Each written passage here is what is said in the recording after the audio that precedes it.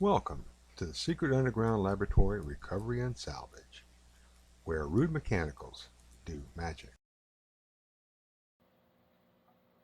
Hello, I'm Bronze Age, Director of the Secret Underground Laboratory Recovery and Salvage. And we're at the BF bench, not exactly in the middle of a video, but not exactly at the beginning either. It all started when a customer brought in this chair, and the back had been broken off at the edge of the seat. We see that quite a lot. So the first thing I had to do was start knocking all the pieces apart, and that's when it got weird.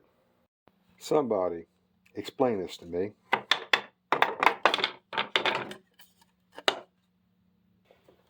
Now there's many ways to put a chair together. You can use dowels, or you can use mortise and tenon. But this is the first time I've ever seen both used on the same chair. First thing I did was glue the cracked pieces back together, and that came out as well as could be expected. Cracks never go back together perfectly. There's too much distortion in the wood fibers. Then I had to think about, how on earth did this happen? Basically, my idea is that it's a chair factory. They probably switched from one design, which had mortise and tenons or dowels, to the other, whichever way it would go. And somehow a chair leg for a tenon type got stuck into the pile of pieces to put chairs together with the dowel type, and they're in a hurry, so it fit. What can I say? Now, I've always talked about how the hardest part of any furniture repair is trying to undo previous repairs, but this is the first time we've ever come up with having to repair a factory defect. The first clue that something was wrong was this one had a screw through the back of it, covered up by a wooden plug, and this one didn't. And what happened was, you've got a hole drilled through the center of the piece, and then you got this big wide open space which did not have a big solid tenon in it, just a lot of air, which made a very weak point. Although I have to say it held up for 80 years or so. But when it finally cracked and broke through, that was too much stress for the other side, and it broke off as well. So plan A is fill these ghost mortises, top and bottom here, and drill holes in the right place so that it can go back together the way it's supposed to.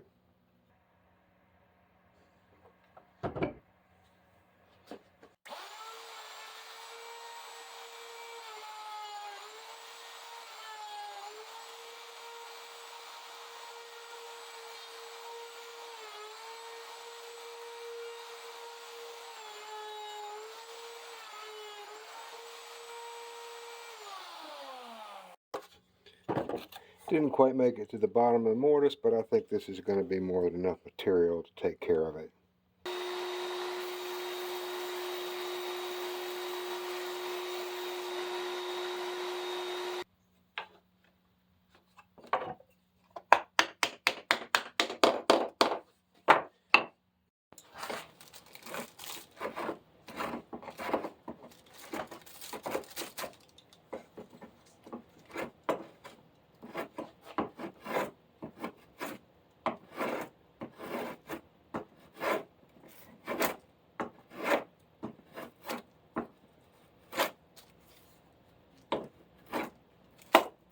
Now the next challenge is getting the holes drilled in the right place.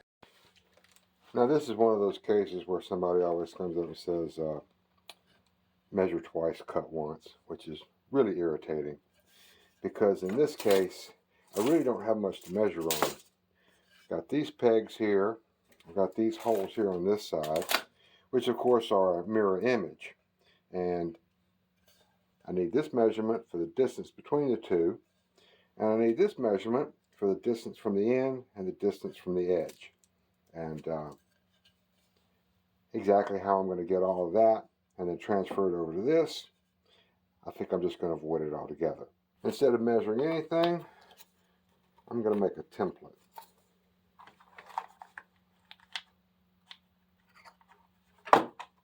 Get hot glue.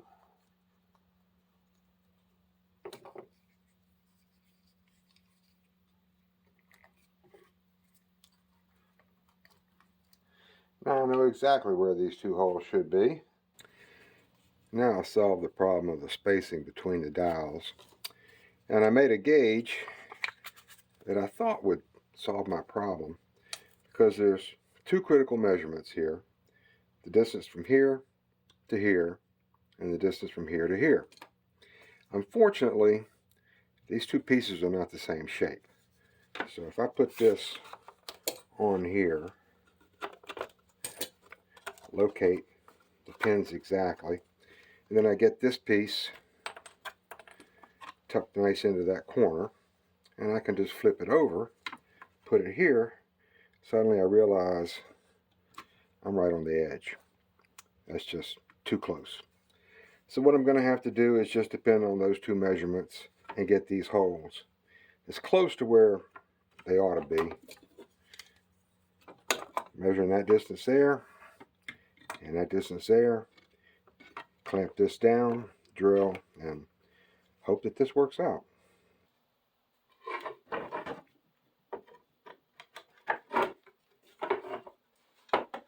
Well, it's starting to look something like a chair.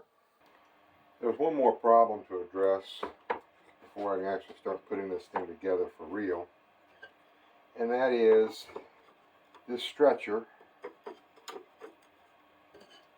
is missing the tenon on both ends.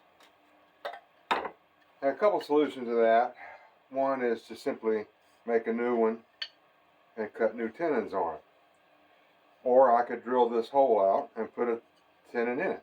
It's about the same amount of work either way. I usually make the tenons on the lathe because these are always some odd size. In this case, this is 9/16. You're not going to find a 9/16 dowel in any hardware store, at least around here. Maybe over in Europe they have 14mm wooden dowels. I've been tempted to go and buy a metric Forstner bit set because it might have a 14mm bit, and that would make life much easier for this kind of work. Now that I have a tenon, I've got to have a mortise, and that gets complicated because it's on the end of this compound bevel here, and there's all kinds of stuff you could do, measure it two different directions and probably do some kind of algebra or calculus. But there's one thing is that the tenons are always square to the surface, and I determine where that is simply by eyeballing it with a little flat piece of plywood here. Put that in there like that. Check it out from both directions. Close enough. And clamp it to my universal tall things jig on the Packard 12-speed precision drill press, where we have a 1/2-inch Forstner bit going into oak, so I'm turning at 2400 RPM.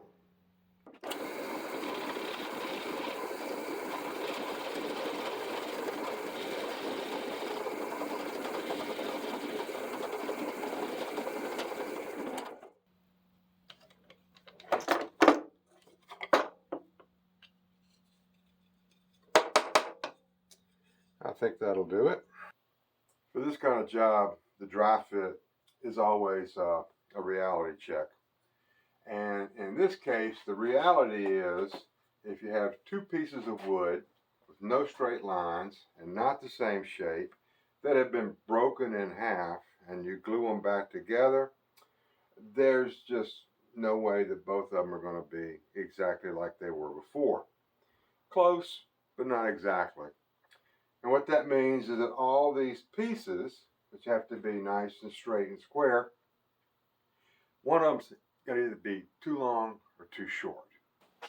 And in this case, it means that this stretcher doesn't stretch all the way. And so I've had to add a piece to it. And that's not too complicated, but trying to drill a hole in a thin piece of oak like this, it's just going to split. So what you do is you drill it in the end of a bigger piece, and then you can saw it off, glue it on, and after I sand this down to the shape of the stretcher, a little stain, and it probably won't be all that noticeable. I think this is going to be the end of the video. All the pieces fit. It's sitting on the bench without rocking too badly, clamped in place, and it'll have to sit 24 hours before I can do any more to it. Then I'll be going back and touching up these patch pieces, and I can get a pretty good match on that, cleaning up all the glue that's leaked out of it, get the seat fastened back down, and then call the customer and tell them they got here just before the prices went up. So, this is Bronze Age for the Secret Underground Laboratory Recovery and Salvage. Thank you for watching this video. Appreciate a thumbs up. Any comments or questions, always respond to them. And again, thank you for watching.